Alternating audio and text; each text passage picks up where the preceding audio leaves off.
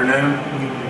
Many of us have met before at Drupa, perhaps Drupa 95 or Drupa 2000 or IPEX 1993, where I had the privilege of launching Indigo's groundbreaking digital offset color printing press and the opportunity to share our vision for the future of this industry. And I'm privileged to be able to do that with you again today. Ladies and gentlemen, many of you have heard me say in the past that everything that can become digital will become digital. Printing is no exception. So how has printing become digital? Well, certainly there are many products that have become predominantly digital. Photo albums, short-run label printing, trans-promotional printing, practically entirely digital.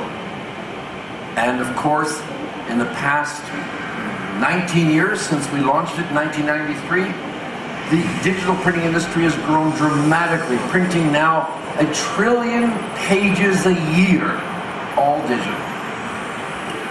However, it barely nibbles around the edges of mainstream printing, which is 50 trillion pages, so only 2% of all the pages are printed digitally. That's why we developed a new category of printing, nanography. Nanography is intended and targeted at mainstream printing. Here in this presentation, we would like to give you some insights as to what nanography is and what it means. Let's start with nanography. Clearly the name comes from nanotechnology. What is nanotechnology? It's the science of very, very small particles. So to give you some idea of what 1 nanometer is, look at this golf ball. If it were 1 nanometer in diameter, a single human hair would be 4.2 kilometers in diameter. That means 3 times the size of the Drupa Messe, 3 times the diameter of the Drupa Messe. Now, when you make particles very small in the nanometer range, they acquire extraordinary attributes. Metals, for example, get very low melting temperatures. Other materials become very hard and become very abrasion resistant. Other materials become easily absorbed in the bloodstream and open up opportunities for new kinds of drug delivery systems. And what we've discovered at Landa these past 10 years is that when you make pigments in this nanometer size range, they become extraordinarily powerful absorbers of light. And these pigments are the basis of nano ink. And that gives our process, nanography, the following extraordinary, almost unbelievable characteristics. And it's a long list. It includes very high speed, the broadest color gamut in the industry, high optical density, the sharpest dots and hardest edges of any printing process, very high gloss and gloss uniformity, the ability to print on virtually any paper, coated or uncoated without any kind of treatment, and any kind of plastic packaging film, tough abrasion resistant images, scratch resistance, the lowest cost per page of any digital printing process, the smallest footprint, low energy consumption, and perhaps the one I'm most proud of, a 100% green printing process. So now, ladies and gentlemen, let's have a closer look at nanography. I welcome you to the wonderful world of nano.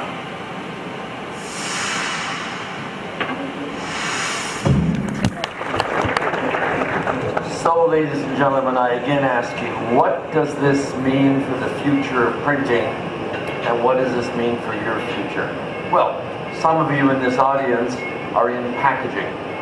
So, your future already looks pretty good. Because after all, as long as mankind needs to eat food, it will come in beautifully packaged containers. And so, as we've seen in recent years, packaging continues to flourish, and it will continue to flourish for a very, very long time. It is unlikely to be replaced by some kind of digital media. But what about commercial printing?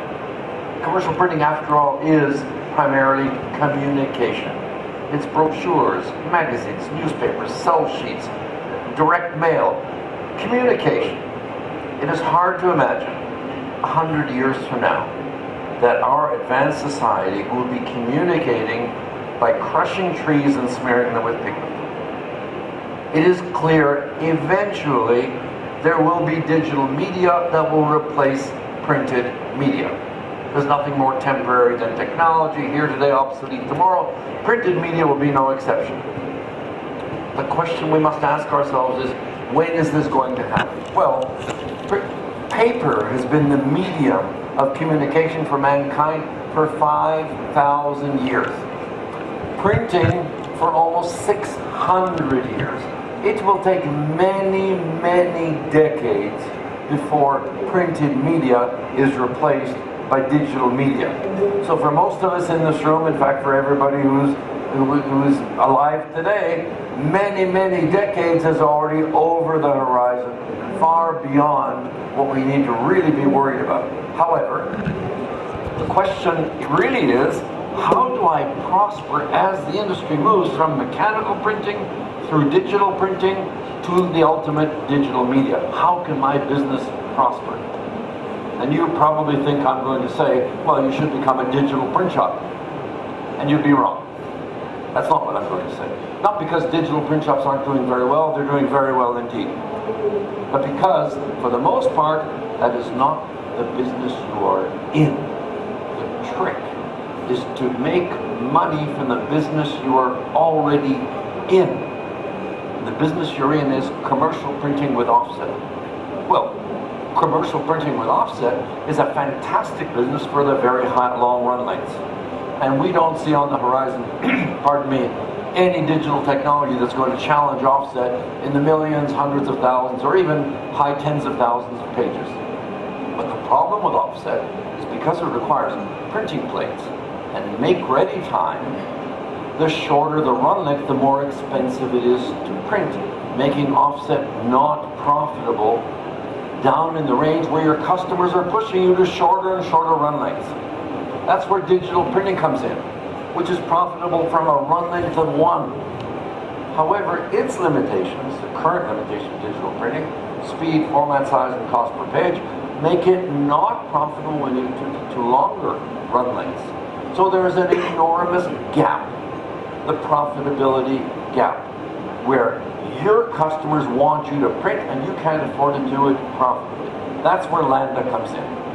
Nanographic printing enables you to move that crossover point well into the many thousands of B1 printed pages, making short runs profitable. These are the jobs you already do. You don't need to go out and invent digital applications, find new customers, find new jobs. This is the business you already have. That is the reason, ladies and gentlemen, that today we invite you after the show to visit our salespeople, and if there's a press that you see that you think is the right one for you, we invite you to sign a letter of intent. We'll ask you for a very modest deposit, a letter of intent which guarantees your place in line. I can tell you already, this is only the second day of the show, I can tell you already the demand is enormous. If you really want to save your place in line, then we invite you to sign a letter of intent. And why is it important to save your place in line? Because these presses are not going to be in the market for another year and a half or so. We will only start shipping at the end of next year. Now you look at these presses and you say to yourself, why? Why? I mean, they look beautiful, they're ready. No, they're not ready. They look beautiful, yes. They run beautifully. The print quality is good, but not perfect. The presses aren't perfectly reliable yet. They're not mature enough. So in this business, you have to have the highest quality. You have to have the highest reliability. You have to have presses that you can stand behind and work around the clock. And so we're doing this for you. Last time we ran out too quickly. I'm not going to do that again. We're doing this in order for the customers to be able to have the most reliable, high-quality machines, so you'll have to wait.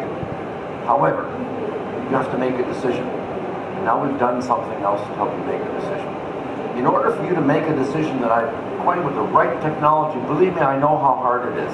Most of your businesses, you're probably a family-owned business, relatively small.